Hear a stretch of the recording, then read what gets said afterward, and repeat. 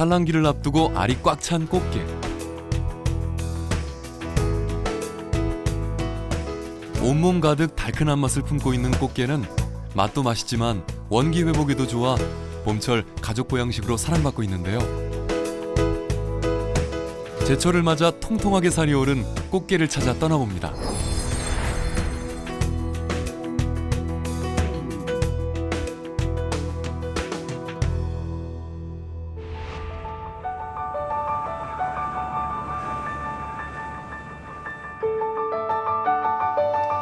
창자가 없어 무장공자라 불리는 봄철 최고의 수산물 꽃게.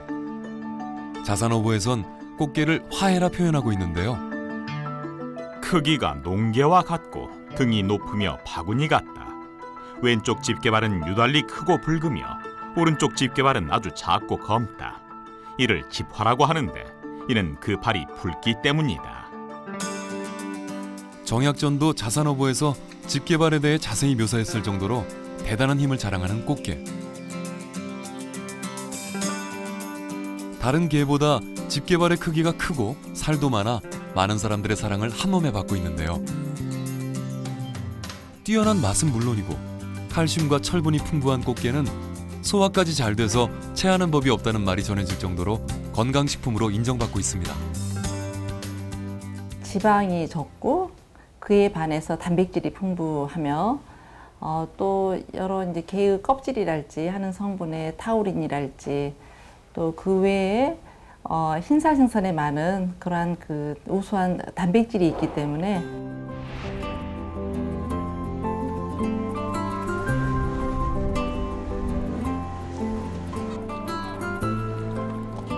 인천에서 100길로 145km. 천혜의 자연환경을 고스란히 간직하고 있어 서해 최대의 황금어장으로 손꼽히는 연평도. 이곳은 지금 꽃게가 제철을 맞았습니다. 일단 게가 살기 제일 좋은 조건, 모래 한 70에 뻘이 한 30, 7대 3 정도로 해서 제일 살기 좋은 여건이 갖춰져 있기 때문에 그렇다고 봐요.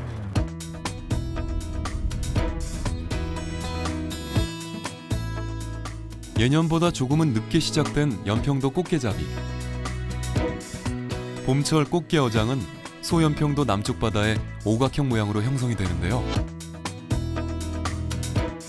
연평도에선 30-40척의 배들이 한정된 공간에서 조업을 하기 때문에 꽃게가 많이 잡히는 포인트를 선점하는 것이 가장 중요합니다.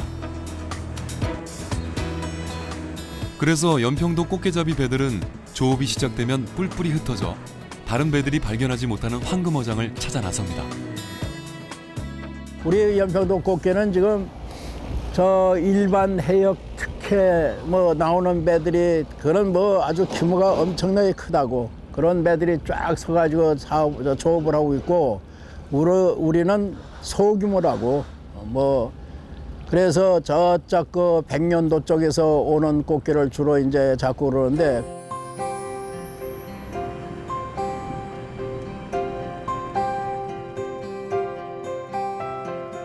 이른 새벽, 꽃게잡이에 나선 어민들의 분주한 하루가 시작됩니다. 북한과 가깝다는 지리적 위치 탓에 바다에 나가는 날도 들쑥날쑥. 언제 바뀔지 모르는 남북 상황과 바다 날씨, 거기다 금어기까지 계산하면 실제로 꽃게를 잡을 수 있는 날은 그리 많지 않은데요. 그러다 보니 꽃게잡이를 나가는 날이면 하루 24시간이 모자랄 정도로 분주해집니다. 오늘의 조업 장소는 소연평도 남쪽 북위 37도의 바다. 북한과의 경계선이 눈에 보이지 않는 바다에선 한시도 긴장을 늦출 수가 없습니다.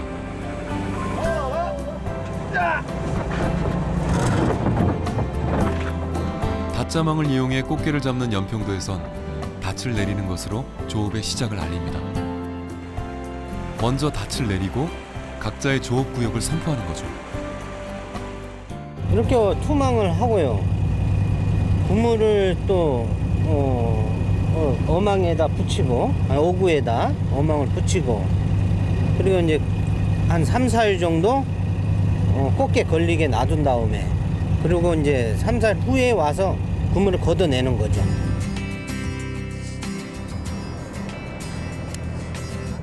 꽃게가 잘 다니는 길목에 그물을 설치하고 사나흘을 기다렸다 그물을 걷어 올리는 방식으로 꽃게를 잡는 연평도.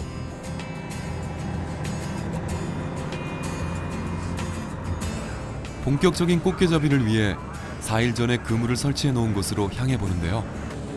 꽃게가 얼마나 걸려들었을지 벌써부터 기대가 됩니다.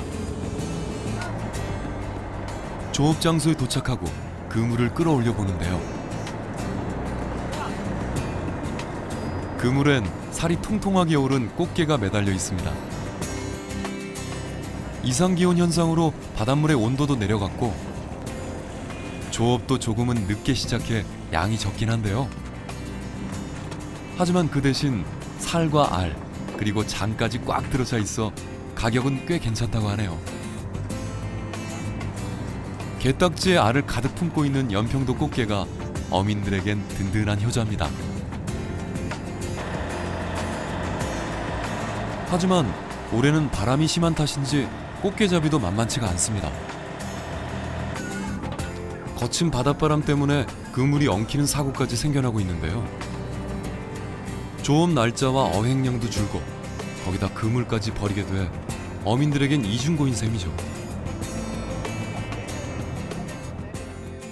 줄어드는 추세입니다.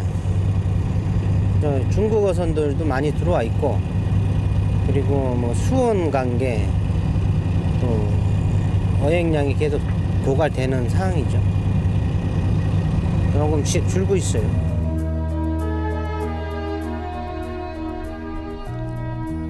꽃게잡이철이 시작되기 10일 전부터 바다에 진을 치기 시작한 중국 어선. 300척이 넘는 어선들이 북방 한계선을 가득 메우고 있는데요. 중국 어선들의 무분별한 남획으로 연평도 꽃게가 점점 줄어들고 있어 걱정입니다. 바다에서 건져 올린 꽃게는 배에서 곧바로 분류 작업이 이루어지는데요. 죽거나 다리가 온전치 못해 상품 가치가 없는 꽃게들을 제외하고 나머지 싱싱한 꽃게들은 크기에 따라 분류 작업이 이루어집니다.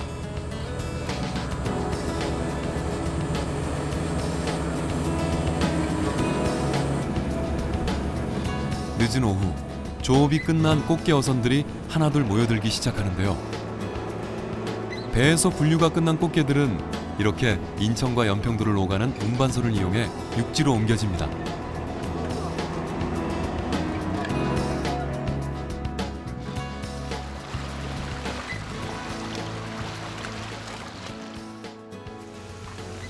인천 연안부두.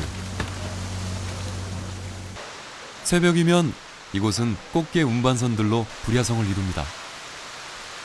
연평도를 포함한 인천 인근 지역의 꽃게가 모두 모여들어 그야말로 꽃게 천국이 따로 없는데요.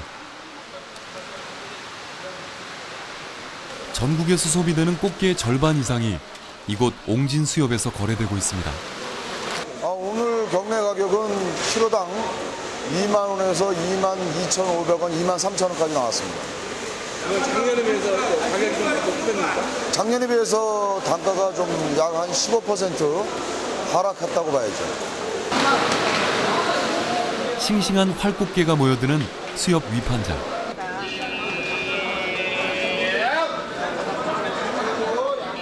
치열한 눈치 작전 끝에 꽃게는 제 주인을 찾고 이제 전국 각지로 팔려나가는데요. 인천 옹진수협, 그곳엔 싱싱한 꽃게와 삶의 향기가 가득합니다.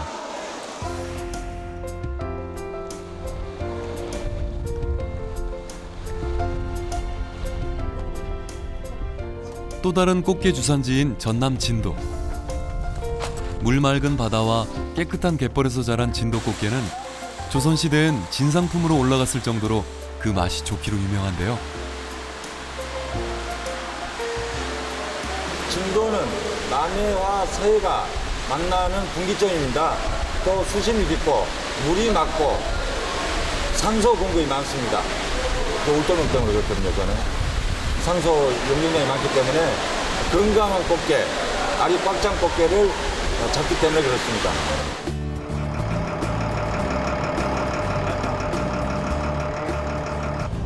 진도의 끝자락, 서망항에서 1시간 30분을 달려 도착한 외병도 앞바다. 이곳이 오늘의 조업 장소입니다.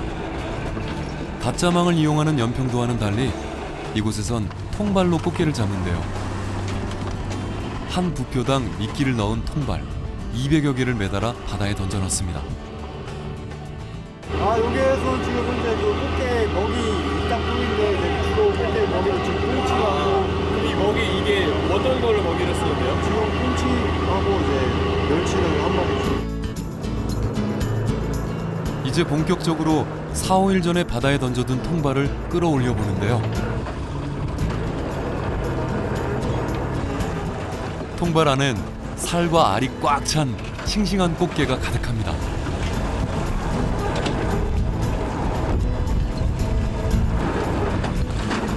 깨끗한 바다를 고스란히 간직하고 있는 진도의 자연환경에 어린 꽃게를 바다로 돌려보내는 어민들의 노력이 더해져 진도는 지금 꽃게 풍년입니다.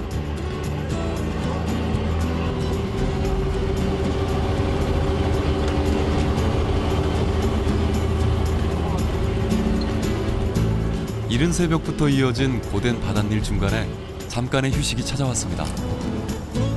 갓 잡아 올린 꽃게로 만찬이 펼쳐졌는데요. 바다의 향을 가득 머금은 꽃게 덕에 잠시나마 고단함을 잊고 달콤한 휴식에 빠져봅니다. 이렇게 싱싱한 꽃게는 다양한 요리로 사람들과 만나고 있는데요.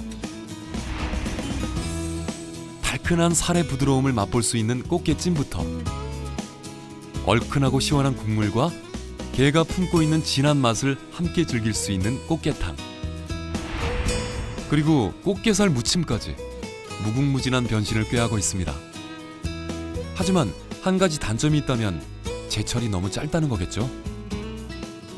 많이 나올 철의 그 꽃게를 이용해서 여러 가지 이제 저장 식품으로서 그 사용을 하거든요. 그래서 뭐 간장게장을 담근달지 아니면은 여러 뭐 고춧가루랄지 양념류들을 사용을 해서 게 젖을 담은달지 하는 그러한 식으로 많이 이용을 하고 있죠.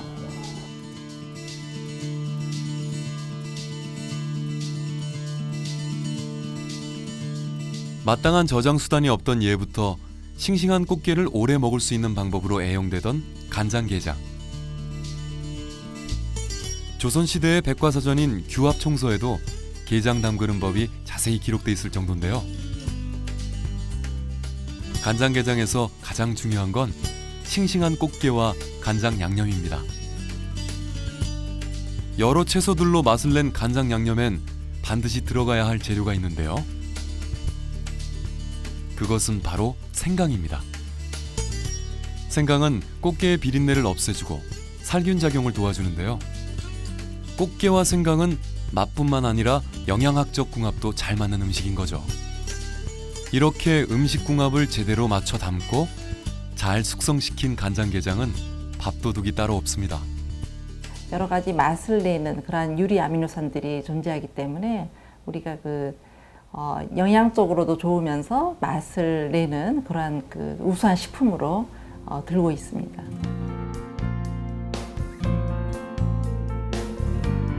따뜻한 봄과 함께 맛의 전령사가 찾아왔습니다.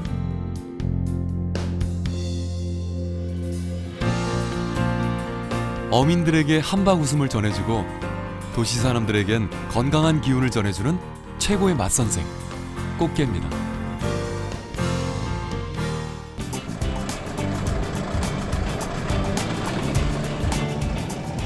무더위가 지나가면서 키조개의 산란기도 끝이 나고 본격적인 키조개의 계절이 시작됐습니다. 바닷속 깊은 곳에서 건져 올린 키조개는 대표적인 참사리 식품 중 하나인데요. 또 키조개 같은 경우에는 포레이징 푸드라고 해서 채집 음식의 종결자라고도 불립니다.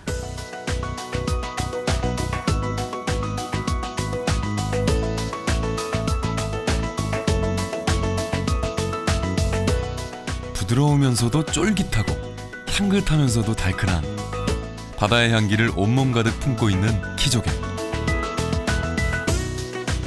스트레스를 잡아주는 바다의 보물 키조개를 찾아 나섭니다.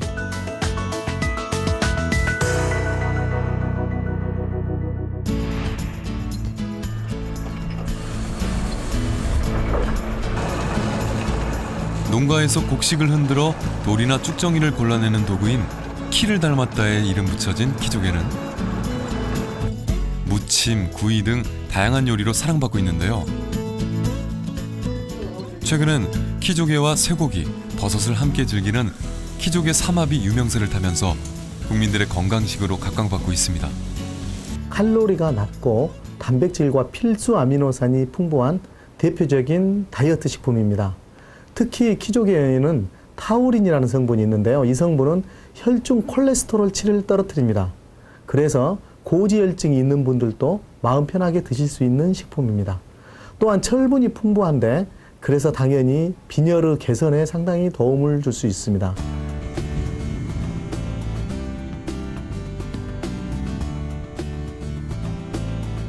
보성과 장흥을 이어주는 바닷길 등량만. 고흥과 완도가 삥 둘러싸고 오염물질을 막아줘 생명의 기운으로 넘쳐나는 이곳은 청정해역을 자랑하는데요. 그 중에서도 장흥 수문포는 키조개의 주산지로 유명합니다. 여기 상계군 바다거든요. 그러니까 지금 우리가 현재 위치는 보성군 바다고 지금 저기가 율포 해수장이고요. 또 일로 가면 이제 고흥 등량도라고 섬 보이잖아요. 거기고 갯벌이 좋아하고 뻘이 키조개가 딱 먹어보면 저기 더 맛이 틀려요. 다른 데보다 맛이 월등히 나서 그 색깔도 좀 틀리고 그러니까 이 등량만 키조개를 알아요. 1년이면 6,000톤이 넘는 키조개가 생산될 정도로 대단한 키조개의 고장인 수문마을. 장흥 키조개가 수산물 지리적 표시제로 등록됐을 정도로 지역을 대표하는 수산물로 인정받고 있습니다. 아직까지 완전한 양식이 되지 않는 키조개는 보통 바닷속에서 자생하는 키조개를 채취하거나 자연산 키조개 종묘를 바다에 옮겨 심어 키워내는데요. 장흥 수문마을에선 종묘를 옮겨 심는 이식을 선택하고 있습니다. 종패 자체는 한 3년 정도 됐고 3년 정도 된 종패를 가져와가지고 여기다 다시 이식을 한 다음에 여기서 지금 한 3년 정도 좀 상품이 되려면 커야 됩니다. 물결이 잔잔하고 수심이 얕은 데다 플랑크톤이 풍부한 갯벌을 간직하고 있는 등량만.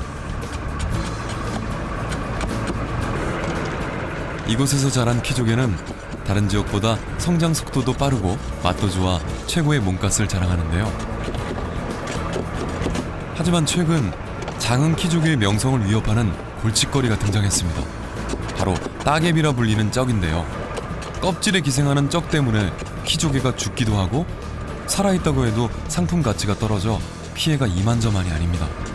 거기 돌아가 의식 있으면 아마 이 아가미 속으로 들어가게 되면 죽게 돼 있잖아요. 이게 이제 이걸 제거해 보기도 좋잖아요. 근데 이게 옛날에 없었거든요. 최근에 이게 생겨가지고. 고흥과 완도 등 섬으로 둘러싸여 있어 청정 바다를 자랑하는 등량만해까지 찾아든 따개비. 이 따개비 때문에 근심이 커져만 가고 있는데요. 어민들의 얼굴을 활짝 웃게 해줄 해결책 조만간 나오겠죠?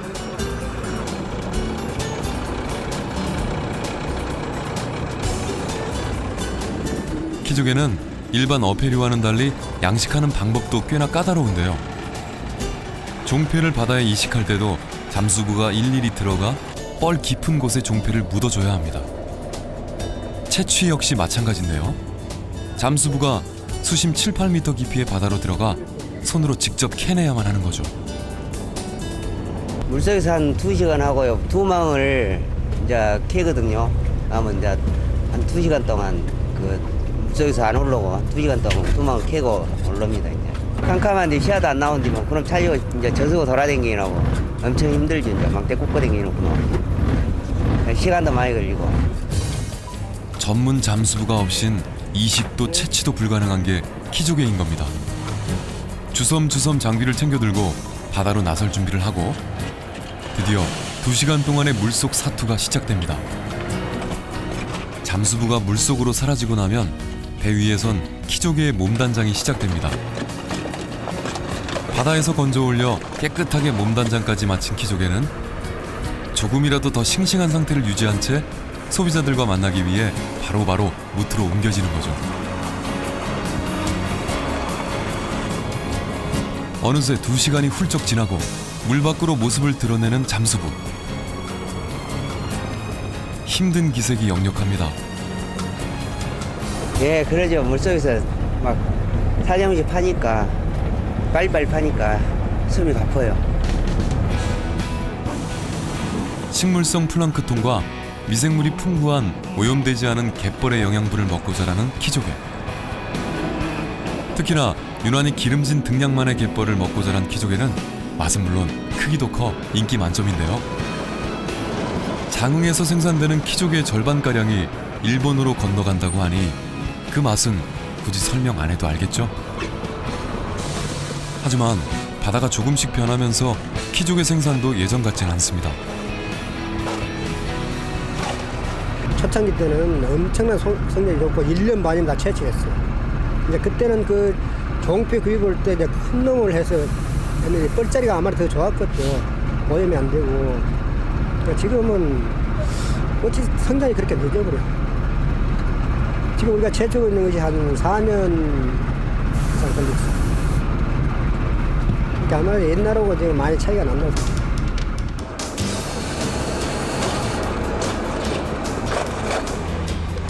예전보다 생산량은 좀 줄었지만 그 인기만큼은 여전한 키조개.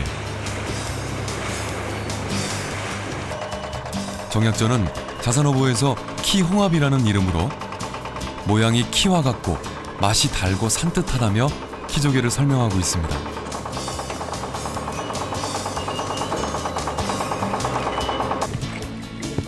검은 조개 껍질이 비슷하게 생긴 홍합의 이름에 키를 더해 새로운 이름을 만들어낸 거죠. 그렇다면 과연 키조개와 홍합은 얼마나 비슷할까요? 홍합하고 모양이 사실 보면 거의 비슷합니다. 홍합을 조금 이렇게 키워놓은 듯한 느낌이 들어서 자산어보의 키홍합이라고 표현을 한 것 같고요. 맛에 있어서 홍합을 그 담채라고도 하거든요. 담담한 맛 때문에 그렇게 표현을 하는데 이 담담한 짭조름하지 않은 담담한 맛이 좀 닮아 있습니다.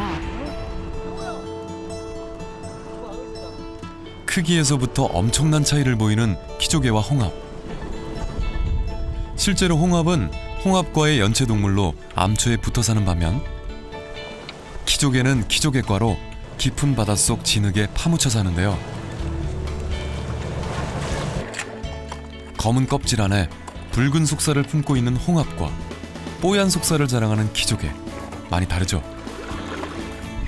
하지만 동해와 서해를 대표한다는 공통점도 있는데요. 동해에 많은 홍합은 동해 부인, 서해에 사는 키조개는 서해 부인이라는 별명이 붙어 있기도 합니다. 그리고 또 하나, 어떻게 먹어도 맛있다는 공통점도 있습니다. 이제 가가지고 이렇게 따가지고 가서 씻어가지고 뜨거운 물 끓여가지고 거기다가 이제 물 팔팔 끓으잖아요. 그럼 넣으면 이게 약간 벌어져요. 그럼 이제 그때 까가지고 그냥 초고추장에 해서 무쳐서 먹고 또 새콤달콤하게 해갖고 물 해갖고 냉채같이 그렇게 해갖고 먹기도 하고.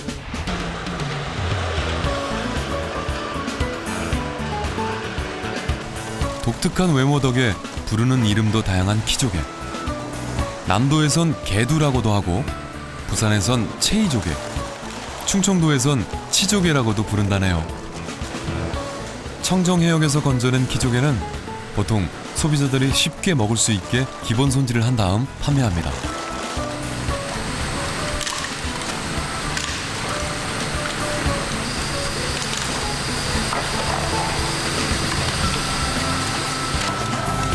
먼저 키조개의 껍질 안쪽에 칼을 넣어 껍질과 폐주를 살살 떼어낸 다음 속살을 분리하는 건데요. 이식에서 채취, 거기다 마무리 손질까지 손이 한두 번 가는 게 아닙니다. 그렇게 정성이 담겨 있어 더 맛있는 거겠죠? 아니 아무래도 안 좋죠, 내장이. 분리해서 먹는 부분이 있고 안 먹는 부분이 있잖아요. 내장을 잘 떼어낸 다음 먹기 편하게 부위별로 분리하는데요. 폐주와 꼭지, 날개는 주로 이용되는 요리도 다르고 맛도 조금씩은 다릅니다. 흔히 관자라고 불리는 폐주는 부드러운 식감 때문에 가장 인기가 높아 구이로 많이 이용되는데요. 그리고 꼭지는 국물 요리에 넣어주면 바다의 향을 듬뿍 느낄 수 있고, 날개 부위는 쫄깃한 맛을 선사합니다. 세 가지 맛을 함께 즐길 수 있어 먹는 기쁨도 3배가 되는 거죠. 끓이면요 하얀 두물이 나오거든요. 두물 나오고 또 이제 사부사부 대잡수고 고잡수기도 하고 또 죽도 써먹고 전도 부치고 아주 별 가지를 다 해요. 요거.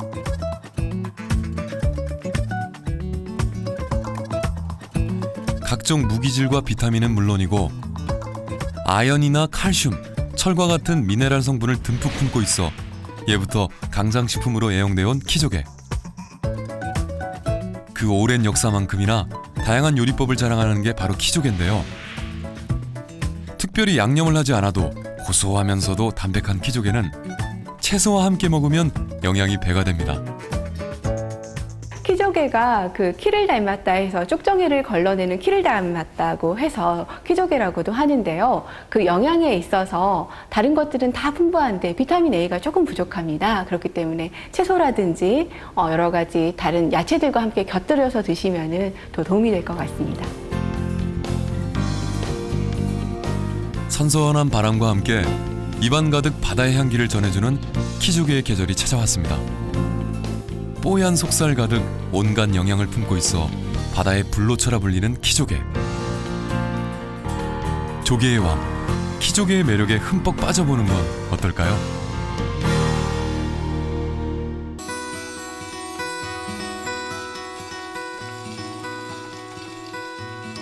고소한 감칠맛 덕에 한국인이 가장 좋아하는 화로횟감으로 선정된 넙치.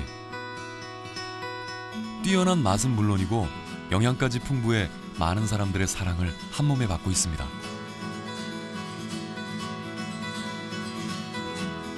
넙치 같은 경우에는 단백질 함량은 높고 지방 함량은 낮기 때문에 맛이 담백합니다. 또 콜라겐 함량이 높아가지고 맛이 쫀득거리죠. 그래서 사랑받는 국민 대표적인 횟감 생선이고요. 제철을 맞아 통통하게 살이 오른 국민 횟감 넙치가 봄과 여름 사이 피곤해 지친 사람들의 미각을 유혹하고 있습니다. 단순한 회를 넘어 다양한 요리로 변신을 시도하고 있는 대한민국 대표 생선 넙치를 만나봅니다.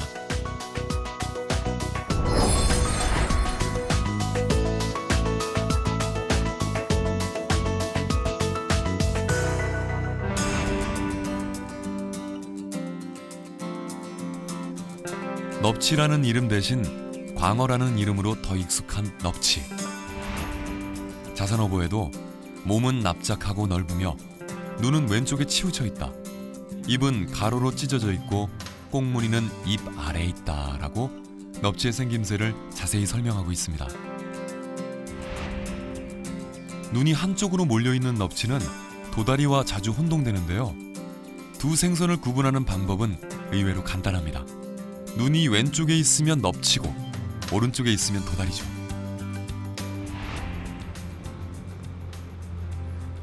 사시사철 풍성한 수산물로 가득한 충남 서천군 홍원항. 이맘때쯤 홍원항은 넙치잡이 배들로 넘쳐납니다.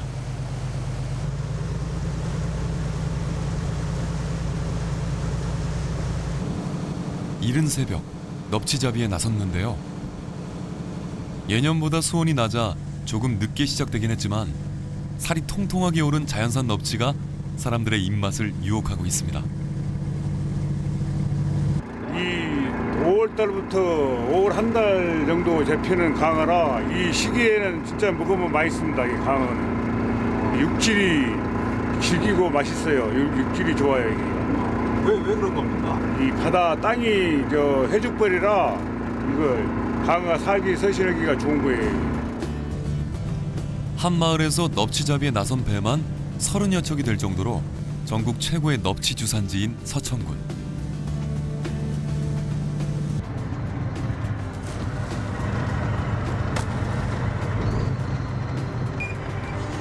봄이 되면 산란을 앞둔 넙치는 모래펄이 드넓게 펼쳐진 서천 앞바다로 모여들기 시작합니다.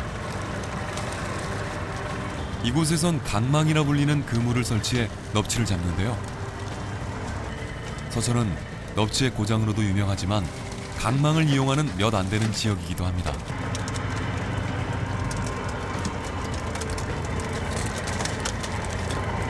예, 그거는 이제 어정에 깔아서 바닥에 깔아서 한 하루 전에 놔뒀다가 한 3, 4일 가서 거두면은 몇 마리씩 들어서 이제 모아갖고 잡아오는 거예요. 그 조류에 따라서 이제 그물에 걸려서 들어가는 거죠.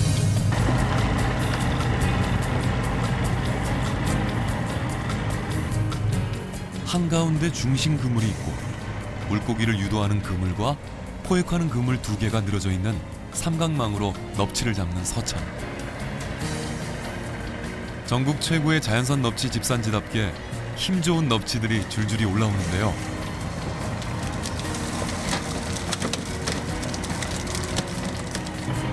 힘도 힘이지만 다른 지역의 넙치보다 크기도 커 횟감으로 인기 만점입니다.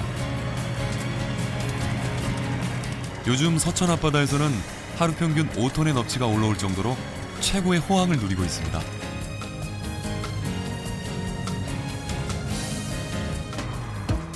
새벽 1시부터 시작된 조업은 아침 해가 떠오를 때까지 계속되지만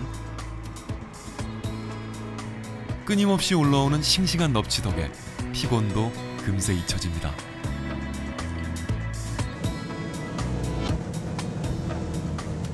그렇게 서천 바다는 만선의 기쁨으로 가득합니다.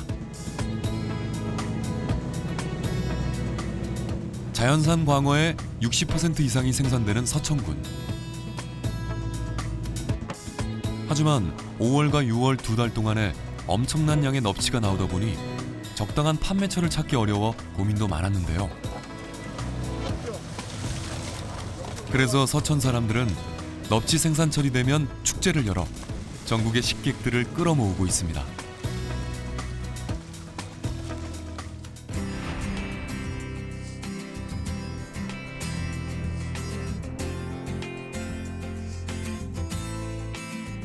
바다가 아닌 육상에서 넙치를 길러내고 있는 전남 완도군.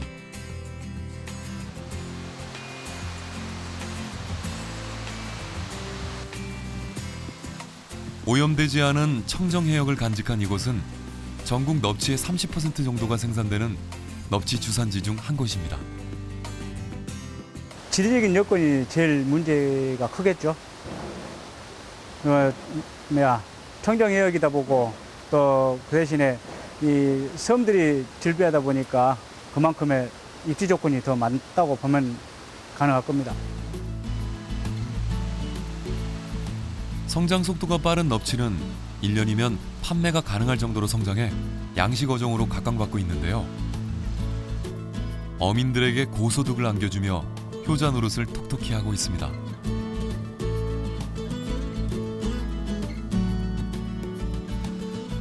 자연산과 양식 넙치는 자라는 환경만큼 외모에서도 큰 차이를 보이는데요. 자연산과 양식 넙치를 구분하는 방법, 의외로 간단합니다. 배를 보면 알 수 있는데요.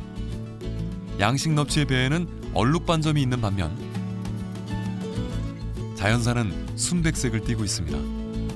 그리고 같은 넙치이긴 하지만 맛과 영양도 조금은 다르다네요. 자연산 넙치는 활동량이 많다 보니까 그 육질이 좀 쫄깃쫄깃한 특징을 가지고 있고, 양식 이제 넙치는 활동량이 적다 보니까 육질이 부드러울 뿐만 아니라 먹이에 또 여러 가지 조절이 가능하기 때문에 오메가3 같은 것이 더 많이 함유되어 있다고 할 수 있습니다.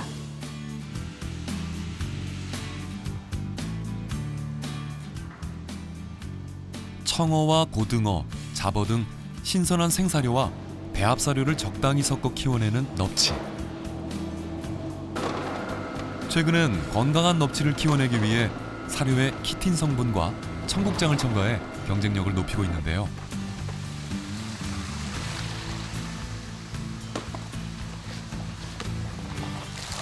갖가지 영양소가 골고루 들어간 사료 덕분일까요? 이곳의 넙치들이 유달리 더 싱싱해 보입니다.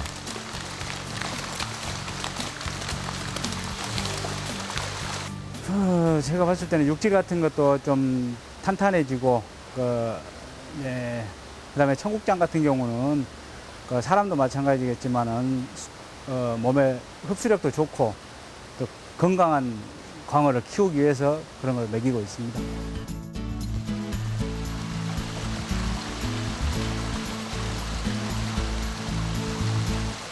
건강한 사료를 먹고 자란 넙치는 1년에서 1년 반 정도를 키우면 성어로 성장합니다.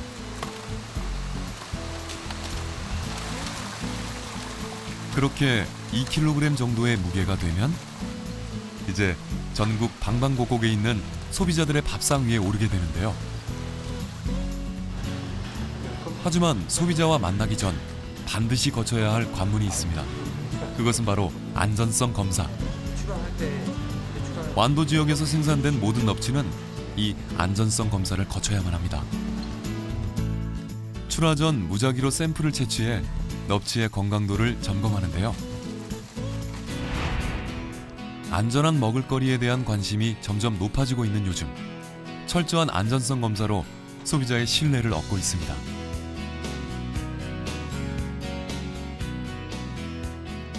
좀 더 안전한 먹을거리를 제공하기 위한 어민들의 노력이 드디어 결실을 맺고 있는 거죠. 저희는 이제 항생제가 넙치의 잔류에 있는지 검사를 우선적으로 하고 있고요. 부가적으로 넙치에 질병이 있는지까지도 검사를 하고 있습니다. 이렇게 깐깐한 검사를 통과해야만 완도에서 생산됐다는 지리적 표시와 건강한 넙치라는 증명서를 간직한 채 소비자와 만날 수 있는데요.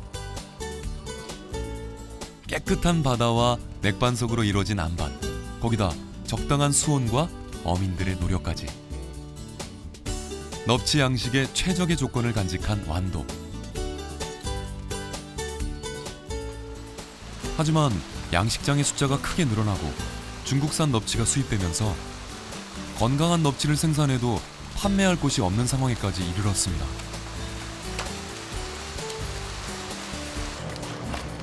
그래서 몇 해 전부터는 해외로 눈을 돌리기 시작했는데요.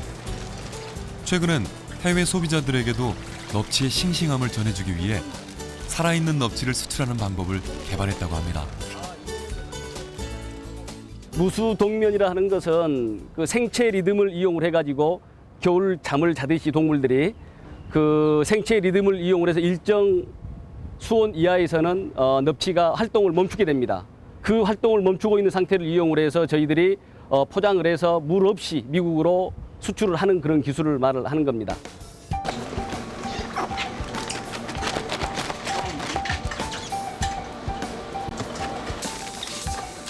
현재까지 넙치의 해외 시장은 가까운 일본이 대부분. 하지만 이렇게 넙치를 살아있는 상태로 수출할 수 있는 기술이 계속해서 개발된다면 미국과 유럽, 아프리카 등 전 세계 곳곳에서 대한민국 넙치를 만날 수 있는 날이 머지않아 찾아오겠죠?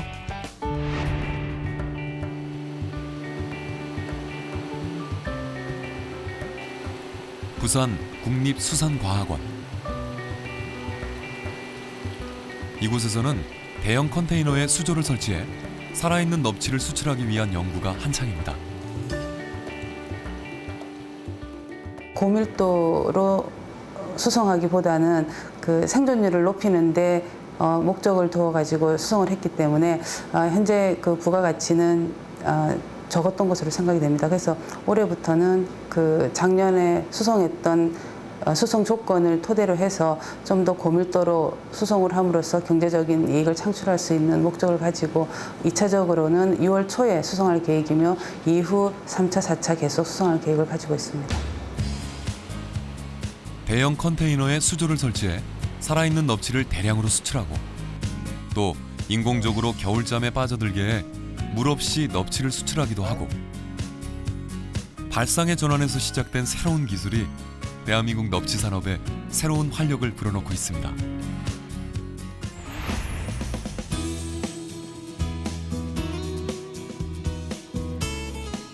한국인이 가장 좋아하는 횟감으로 선정된 넙치. 육질이 단단해서 씹는 맛이 좋고 지방이 적어 담백하기 때문에 횟감으로 가장 많이 이용되고 있는데요. 넙치의 모든 부위가 다 맛있긴 하지만 그 중에서도 최고는 지느러미살이라고 합니다. 손질하기는 매습니다만은 지느러미살이 이제 광어의 핵심이죠. 그리고 이제 주로 등살이 양이 좀 많고요, 뱃살이 좀 얇습니다. 그런데 이제 뱃살이 많이 움직이기 때문에 뱃살이 근육질이 있어가지고 좀 맛있다고 봐야죠. 콜라겐이 풍부한 지느러미는 맛도 맛이지만 영양도 뛰어나 많은 사랑을 받고 있는데요. 운동량이 많은 뱃살 역시 쫄깃한 식감으로 애용되는 부위 중 한 곳입니다. 살이 단단해서 잘 부서지지 않고 담백한 맛을 자랑하는 넙치는 회 외에도 다양한 요리로의 변신이 가능한데요.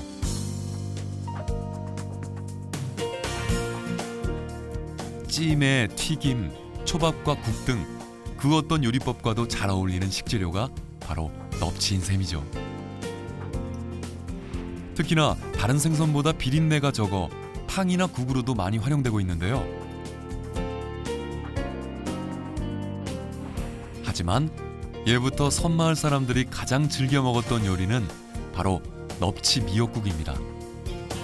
담백하고 시원한 국물 맛은 물론이고 영양도 뛰어나 서민들의 보양식으로 많은 사랑을 받고 있습니다. 강어는 기온을 돋워주고 비율을 튼튼하게 해주기 때문에 강어와 미역을 같이 해서 미역국을 끓였을 때는 산모들의 보양식으로 좋은 것으로 알려져 있습니다. 그래서 강어 미역국은 피로감을 줄여주고 부종을 없애주는 그런 역할을 하고 있고, 또 미역 속에 들어있는 비타민 B와는 강어의 영양소를 보충시켜 주기 때문에 여러 가지로 좋은 효과를 가지고 있습니다.